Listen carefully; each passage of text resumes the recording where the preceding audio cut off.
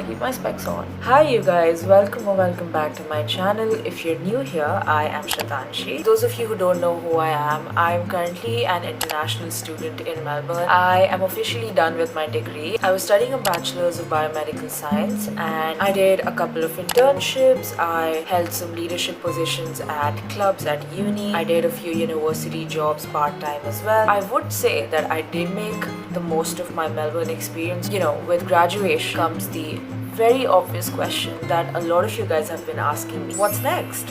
Obviously I love that question. Obviously I love thinking about my future plans and spiraling about whether I'm doing the right thing and making the right decisions. The fact that I'm 21 and I need to start looking for a job, life is getting serious. The most obvious choice for most people would be to stay back, look for a job. I thought it would be nice to sit down in this video and talk about whether it's really worth it studying in Australia. This is just a disclaimer. All of this is going to be based off my experience. You might not agree with some things that I talk about, which is completely alright, but I just thought it would be nice to share why I've decided to leave Australia. So yeah, let's get into it. The most obvious pathway would be for me to right now take a TR, which is like temporary residency, and look for a job. Now just thinking about this really logically, and that leaves me with a couple of options. The first option, that is the most traditional, I would say, is getting into medicine. So that would mean that I would have applied for the GAMSAT, which is the entrance exam to get into med school. If I wanted to do medicine, I would have probably stayed back in India. My other option was to just pray and apply for jobs. And here's the thing with a STEM degree, especially in Australia, when you're an international student, someone needs to sponsor you to get a job. And so many entry-level roles as well require you to have an advanced degree or just have 1 to 2 years of experience, which is a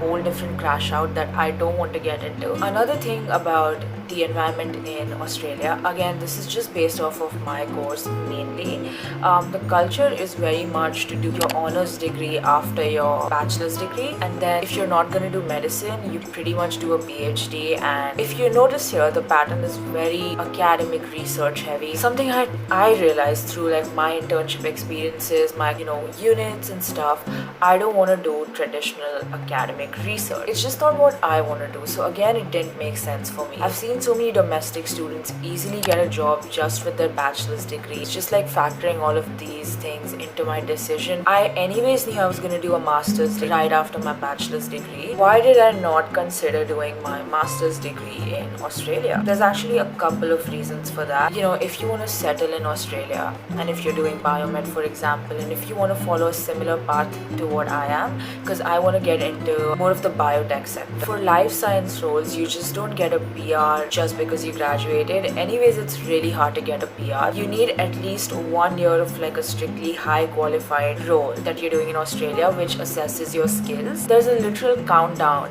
Every single day matters, and every single day you don't have a job and you're paying money to stay here. Just something that I had in mind. Obviously quality of life is amazing, but it's really expensive.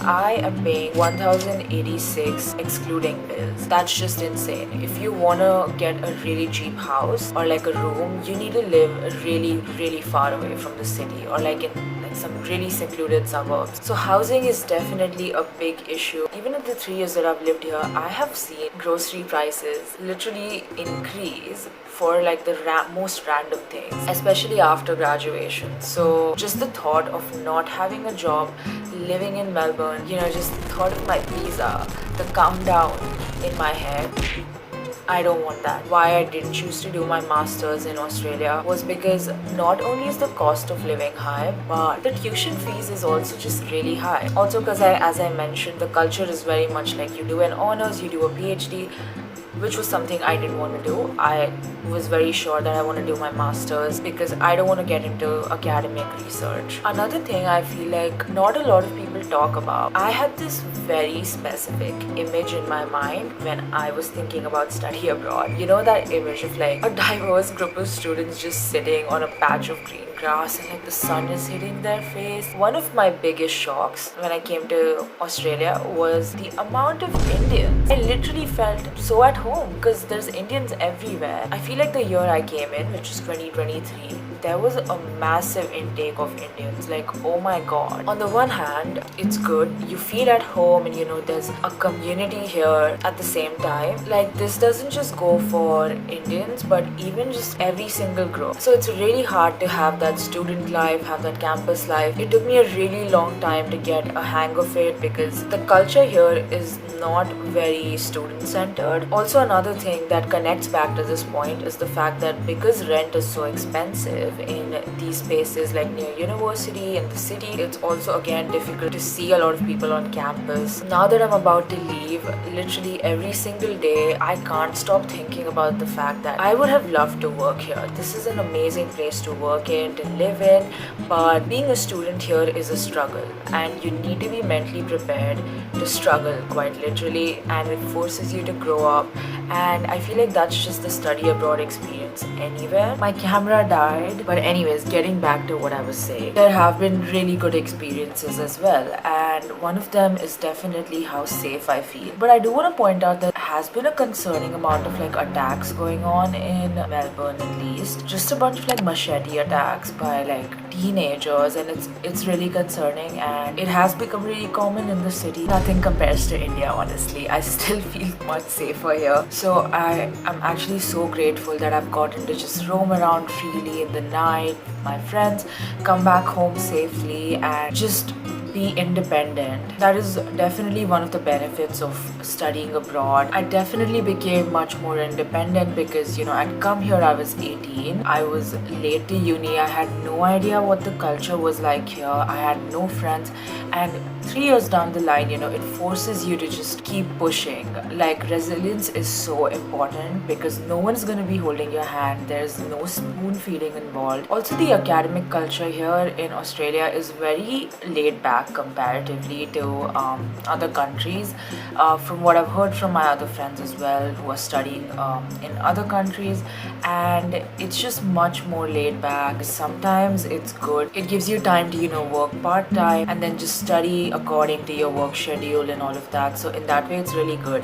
But then students don't really turn up to class, which is just insane. It's really hard to meet people in your course because of that. So again, it really depends, but these are some things that people really don't talk about. Yeah, at the end of the day, you can't put a price tag on all of these experiences that I got through the 3 years that I've been here. And I can't believe that this phase of my life is really just coming to an end. A part of me is really terrified to close this chapter because Australia represents literally my adulthood so far. I can't wait to share with you guys about what's next, where I've applied, and just more about that.